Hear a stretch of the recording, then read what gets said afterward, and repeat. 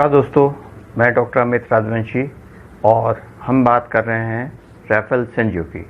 Raffle Senju जो कि high रिनासा period के कलाकार थे और उन्होंने अपने ग्रुप कंपोजिशंस, जिसमें ग्रुप्स में बहुत अधिक संख्या में कैरेक्टर्स थे, उसके अलावा मदर एंड चाइल्ड सीरीज से अपनी ख्याति प्राप्त की। और वो माइकल एंजेलो और लियोनार्डो से उम्र में छोटे थे किंतु उनके समकालीन थे। तो आइए हम पहले ये चर्चा करें कि हमने पहले क्या पढ़ा। हमने पहले उनके कुछ जो अम्ब्रियन पीरियड के कुछ अर्ली स्टेजेस के कुछ पेंटिंग्स को जाना और उसके बाद फिर हमने जो मदर एंड चाइल्ड सीरीज़ की कुछ पेंटिंग्स, जिसमें Madonna and child, Madonna of the पिंक्स, Madonna of the Finch, ये सब पेंटिंग्स के बारे में डिटेल्स में बात की। इसके अलावा सिस्टीन मैडोना और एनसीडी मैडोना, जो एनसीडी मैडोना और सिस्टीन मैडोना जो है उनकी काफ़ी फेमस पेंटिंग्स हैं, और ख़ासकर सिस्टीन मैडोना जो कि उनकी मैडोना एंड चाइल्ड सीरीज़ की अंतिम पेंटिंग है। तो आज हम पढ़ेंगे जो उनके दो प्रमुख चित्रों के बारे में, विजन ऑफ नाइट और थ्री ग्रेसेस। ये दोनों पेंटिंग जो है इनकी 1505-6 के आसपास बनी है और एक ही पैनल की ये पेंटिंग दो पार्ट लग रहे हैं, और मिनिएचर पेंटिंग की श्रेणी में इनको रख सकते हैं क्योंकि लगभग 7 इंच की ये पेंटिंग है। और इन दोनों ही पेंटिंग के बारे में हम जानते हैं अपने इस सेशन में। पहले हम देखते हैं उनकी famous painting three graces. Three graces जो 1504 में बनाई गई थी, और इसमें 3 महिलाओं को नग्न रूप में चित्रित किया है। रैफल की ये पहली ऐसी पेंटिंग है जिसमें नग्न रूप में महिलाओं को चित्रित किया है, और इसमें इनकी बड़ी रोचक मुद्रा है। दो महिलाएं जो है दर्शक की तरफ मुख किए हुए, और तीसरी महिला जो है उसका पृष्ठभाग हमें दिखाई दे रहा है। तो पहले हम इसकी टेक्निकल डिटेल्स देखते हैं, कब बनी क्या है। 1504 से 1505 के आसपास ये पेंटिंग बनी है, और ऑयल ऑन पैनल जो इसका माध्यम है, मीडियम है, और इसका जो डायमेंशन है वो 17.1 सेंटीमीटर बाय 17.1 सेंटीमीटर, मतलब स्क्वायर, बिल्कुल स्क्वायर है ये पेंटिंग, और इंचेस में 6.7 बाय 6.7 इंच। और अभी ये म्यूसी कॉन्डे चेंटिली में ये स्थित है। और इसकी थीम के बारे में अगर बात करें तो ये थ्री द ग्रेसेस जो है वो एक माइथोलॉजिकल कहानी को, स्टोरी को डिपिक्ट करती है, और जिसके अंदर जो ये भी कहा जाता है कि एक जो मार्बल रोमन स्कल्पचर जो था उससे प्रभावित होकर इन्होंने ये पेंटिंग बनाई थी। इसके अलावा ये भी माना जाता है कि ये पेंटिंग जो है अर्ली वर्क ऑफ रैफल जो इनका है, और इसमें स्कूल ऑफ फेरारा से जो वहाँ उस समय एक शैली चल रही थी उससे भी ये प्रभावित नज़र आता है। इसके अलावा ये इसमें जो स्टोरी है इसके बारे में बताया जाता है कि ये पेंटिंग जो है जो औरत की 3 स्थितियाँ, एक तो मेडन, और एक जो लेफ्ट वाली है वो मेडन को शो करती है, राइट वाली जो है वोलुप्टस को शो करती है। और इसके बारे में एक बात यह कही गई है कि जो 1930 में एडविन पेडोफ्स्की ने एक बात कही है कि ये जो पेंटिंग है, एक और पेंटिंग विजन ऑफ नाइट, जिसके बारे में अपन नेक्स्ट पेंटिंग जो हम पढ़ेंगे उसी के बारे में पढ़ेंगे, विजन ऑफ नाइट का ही एक और पार्ट है। इसको जो ये डिप्टिक भी बोलते हैं। डिप्टिक मतलब एक सीरीज ऑफ पेंटिंग, जैसे उसको अपन पैनल के रूप में लगा सकें, तो ये इसको डिप्टिक का ही एक पार्ट मानते हैं।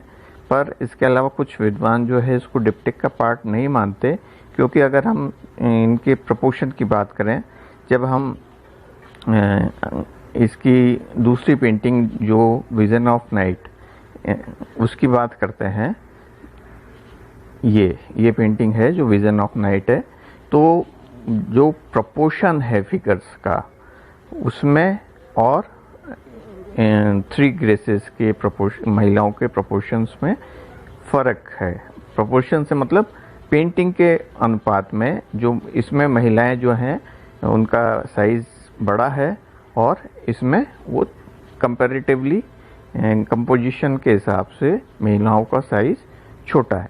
तो जब हम किसी सीरीज़ की बात करते हैं या एक ही पेंटिंग के डिप्टिक की बात करते हैं, तो उसी का दूसरा पार्ट, तो वहाँ पेंटिंग का साइज़ तो दोनों का सेम है। दोनों ही पेंटिंग का साइज़ जो है 17.1 सेंटीमीटर बाय 17.1 सेंटीमीटर है। बहुत ज़्यादा बड़ी पेंटिंग नहीं है। और 6.7 इंच मतलब लगभग आधा फीट, बहुत छोटे पेन वो हैं। और दोनों का पेंटिंग का साइज़ सेम है। जो पेंटिंग का जो अनुपात है वो स्क्वायर में है। और बस एक अंतर यही आता है कि उनकी पेंटिंग में जो लेडी फिगर बने हैं, जो महिलाओं की आकृति बनी है, उसमें वो उनके साइज़ में अंतर है। पर इसको ये भी माना, कुछ विद्वान इसी बात की वापस पुष्टि करते हैं कि ये बिल्कुल माइकल वेनिन कोल जो हैं उन्होंने कहा है कि ये जो है पेंटिंग वो दोनों डिप्टिक ही है, फिगर्स में अंतर होने से फ़र्क नहीं पड़ता, बाकी सारी चीज़ें सेम ही है। तो अब हम इन पेंटिंग की अगर कलात्मक पक्ष को देखें तो इसमें 3 महिलाएं हैं जो हाथ में एक एप्पल या फल या गेंद जैसी चीज़ लिए हुए हैं, और इनकी जो मुद्राएं हैं, जो सभी की निगाहें उसके ऊपर हैं, अपने अपने एक एक हाथ में पकड़ रखा है। और तीनों के जो दूसरा हाथ है वो एक दूसरे के कंधे पे है। तो ये जो माइथोलॉजिकल स्टोरी है उसी को डिपेक्ट करते हुए बनाई हुई गई है। तीनों एक दूसरे से कनेक्टेड हैं और उनके जो खड़े होने की मुद्रा है वो कहीं ना कहीं रोमन स्कल्पचर से प्रभावित इसलिए नज़र आती है कि अगर हम रोमन स्कल्पचर्स देखें तो इस तरह की मुद्रा के काफ़ी स्कल्पचर्स हैं जिसमें एक पाँव के ऊपर अपना सारा भार दिए हुए खड़े हुए फिगर्स हैं और दूसरा पाँव जो है थोड़ा सा उठा हुआ है। ये किसी भी तरह से हम देखें तो कहीं ना कहीं रोमन स्कल्पचर का इसमें प्रभाव नज़र आता है।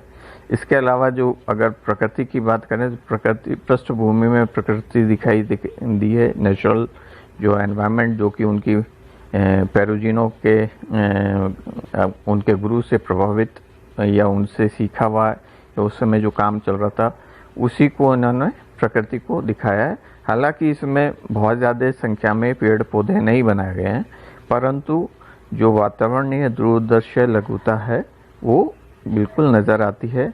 और कंपोजिशन भी जो है थोड़ा सा होराइजन ऊपर की तरफ है, बिल्कुल मध्य से कटा हुआ नज़र नहीं आ रहा।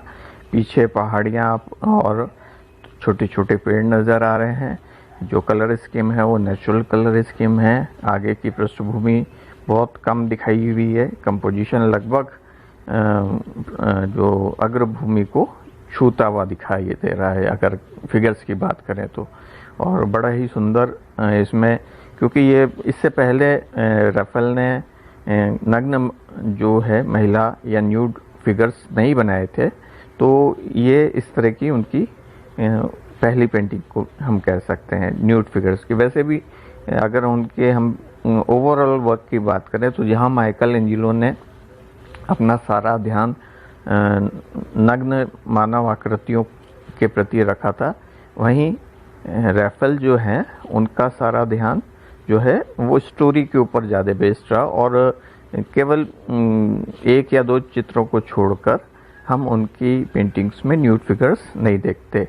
शायद यही कारण हो सकता है कि पोप जूलियस सेकंड ने उनको ज़्यादा प्रश्रय दिया, क्योंकि कहीं ना कहीं धर्म में जब नग्नता हम देखते हैं चित्रों के माध्यम से और मूर्तियों के माध्यम से, तो समय के हिसाब से ये चीज़ें परिवर्तित हो जाती है। जहाँ कट्टरपंथ आने लगता है धर्म में, तो वहाँ इन चीज़ों पे विशेष ध्यान दिया जाता है कि न्यूड फिगर्स नहीं बने।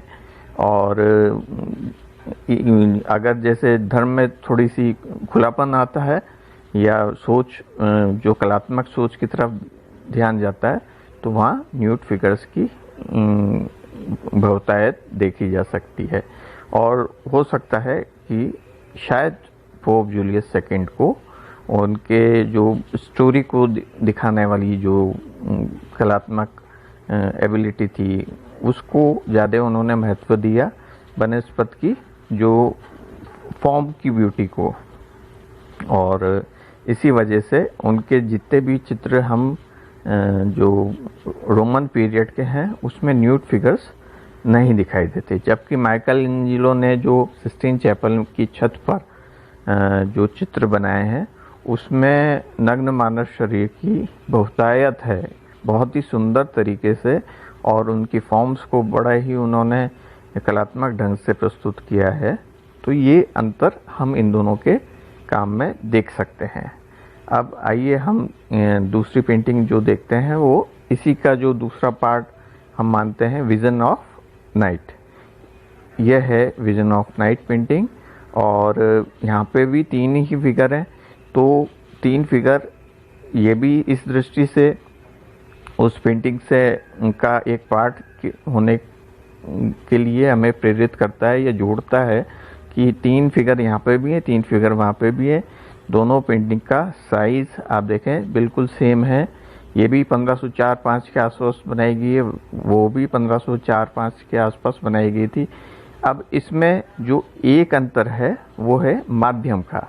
ये एक टेम्परा ऑन पॉपुलर है ना, और ये जो पेंटिंग है ये है ऑयल ऑन पैनल।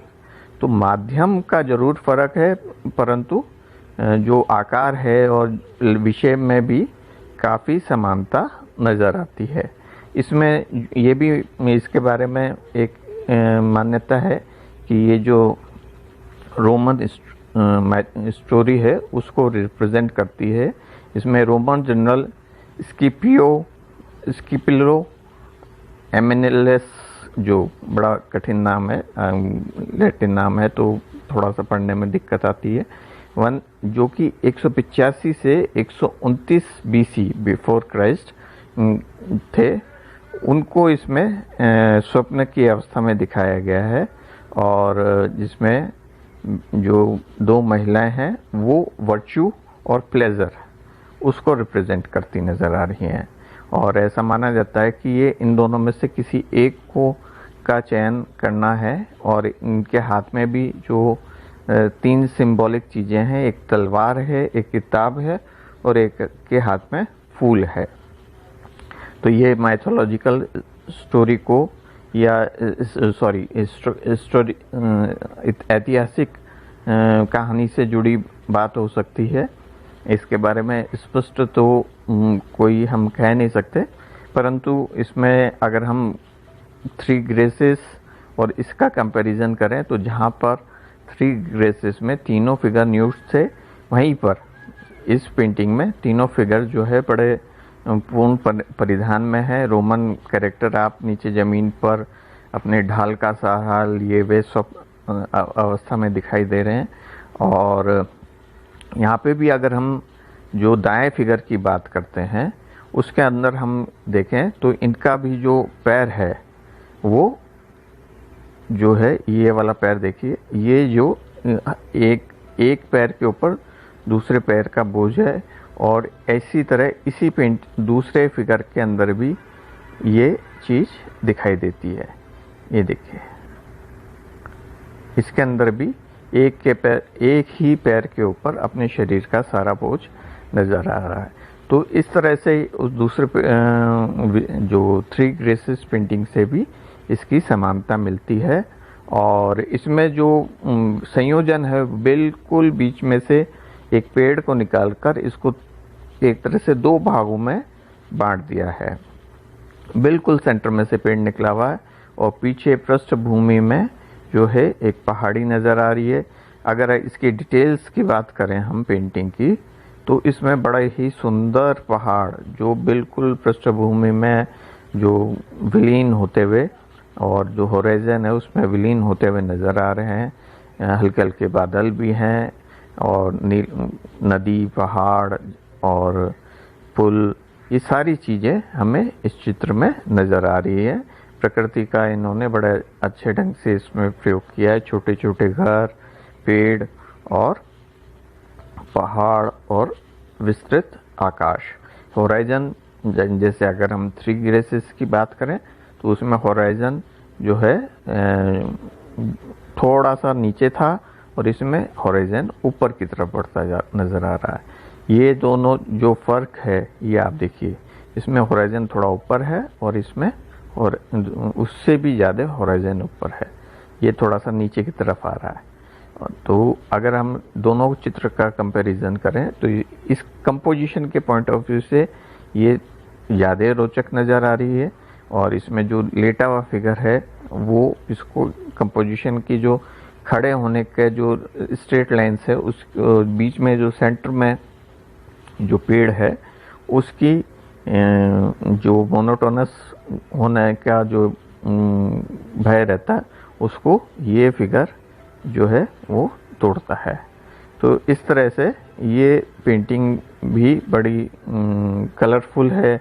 कलर की दृष्टि से देखें तो तीनों ने जो है ब्लू कलर का कुछ ना कुछ परिधान पहना हुआ है और रेड कलर का भी आप देखें तो तीनों के कपड़ों में रेड कलर का भी प्रयोग है।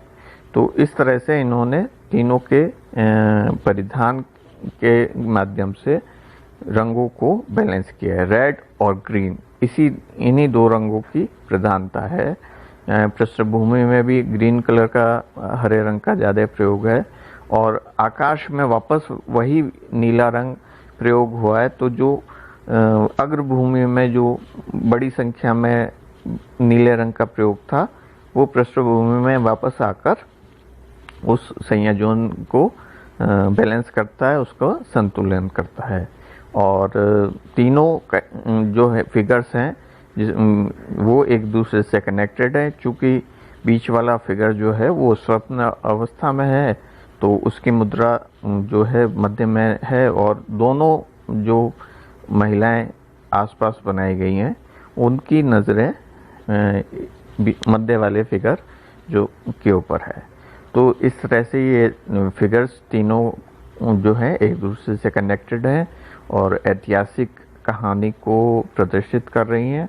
और छोटे संयोजन होते हुए भी आप देखिए कि 6.7 इंच बहुत मतलब हमारे जो मिनिएचर है उसी स्टाइल की ये पेंटिंग हो गई, उसके अंदर इतनी डिटेलिंग। और चूंकि ये जैसे टेम्परा है, एक टेम्परा है, तो शायद इसके अंदर वो बारीकी भी नज़र आती है जो हमारी ट्रेडिशनल पेंटिंग्स में नज़र आती है। एक टेम्परा और का जो हाई रेनेसां पीरियड की जो हम पेंटिंग्स की बात करते हैं तो उसके अंदर जो परिवर्तन आया है वो माध्यम में भी आया है और ऑयल माध्यम का प्रयोग इस समय ज़्यादा हुआ है। तो इस ऑयल माध्यम में चूँकि संभावना ज़्यादा होती है रंगों को ज़्यादा ब्लेंड करने की या उसमें टोनल वैल्यूज़ लाने की, क्योंकि इसको अपन एक के ऊपर एक कलर्स लगा सकते हैं और उसको सूखने में भी समय लगता है। जो कलर्स की मिक्सिंग है, जो टोनल वैल्यूज़ हैं, जो कैरेस्कोरा है, वो देने में हम ज़्यादा सफल होते हैं। तो इस दृष्टि से ये पेंटिंग भी बहुत महत्वपूर्ण है। और vision of night, three graces, अगर हम परीक्षा की दृष्टि से भी बात करें तो ये दोनों पेंटिंग्स बहुत महत्वपूर्ण है। अगर हम इन दोनों को कंपेयर करेंगे तो ज़्यादा अच्छे से समझ पाएंगे और परीक्षा में भी उसको, ये सबसे महत्वपूर्ण है, हम चित्र को देख के अगर हम उसकी व्याख्या करते हैं तो हम उसको कभी भूल नहीं पाएंगे। और परीक्षा में होता यही है कि हम इतने सारे आर्टिस्ट के बारे में पढ़ते हैं और सबकी कम से कम, अगर हम मुख्य पेंटिंग की भी बात करें तो कम से कम 15 से 20 पेंटिंग मुख्य पेंटिंग होती है, और कईयों के तो नाम भी सेम होते हैं, क्योंकि धर्म से संबंधित पेंटिंग्स होती हैं तो उनका नाम में भी समानता होती है। पर अगर हमने पेंटिंग को देख लिया और उसको उसकी कलात्मक विशेषताओं के साथ उसको समझा, तो वो पेंटिंग हमारे मन मस्तिष्क में स्थिर हो जाएगी और हम उसको कभी भूल नहीं पाएंगे, क्योंकि हमारी जो दृश्य मेमोरी है, विजन जो हम देखकर हम अपनी जो मेमोरी में चीज़ें जाती हैं वो ज़्यादा प्रबल होती है बनिस्बत की पढ़कर या सुनकर।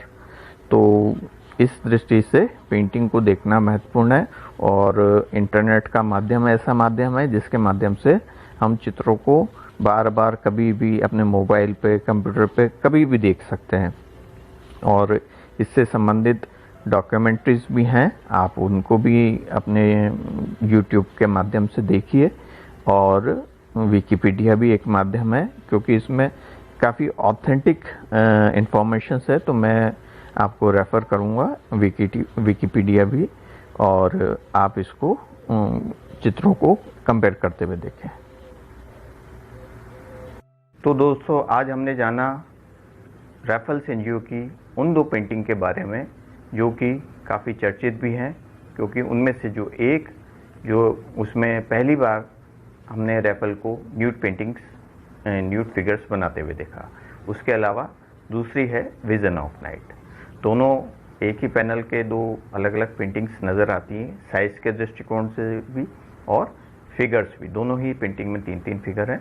तो आज हमने उनकी पेंटिंग्स की डिटेल्स के बारे में जाना, उनसे संबंधित इतिहास के बारे में जाना, और जो टेक्निकल उसमें कंपोजिशनल वैल्यूज़ होती हैं उनके बारे में जाना। और इसी तरह से हम रैफल सेंजियो और अन्य कलाकारों के बारे में अपनी जानकारी लेते रहेंगे, उनकी पेंटिंग्स की डिटेल्स के बारे में, उनके जीवन से जुड़े रोचक तथ्यों के बारे में, और कलाकार को नज़दीक से जानने का मौका मिलेगा हमें। आप इसी तरह इस वीडियो चैनल को देखते रहें, क्योंकि ये जो चीज़ है आपको आर्ट को समझने का मौका देगी, उसके अलावा आर्टिस्ट से जुड़ने का मौका देगी। क्योंकि आर्टिस्ट जो है उसकी लाइफ हिस्ट्री किसी भी कला महाविद्यालय में इसलिए पढ़ाई जाती है ताकि हम उसके जीवन से जुड़े हुए संघर्षों के बारे में जान सकें। उसके अतिरिक्त उन्होंने कौन कौन सी पेंटिंग किस किस पीरियड में बनाई और उसका क्या प्रभाव पड़ा, ये सब चीज़ें हम जानने का मौका मिलता है। तो आइए अब इसी तरह से हम जुड़े रहें और अपना ख्याल रखें, स्वस्थ रहें और पढ़ाई करते रहें। धन्यवाद।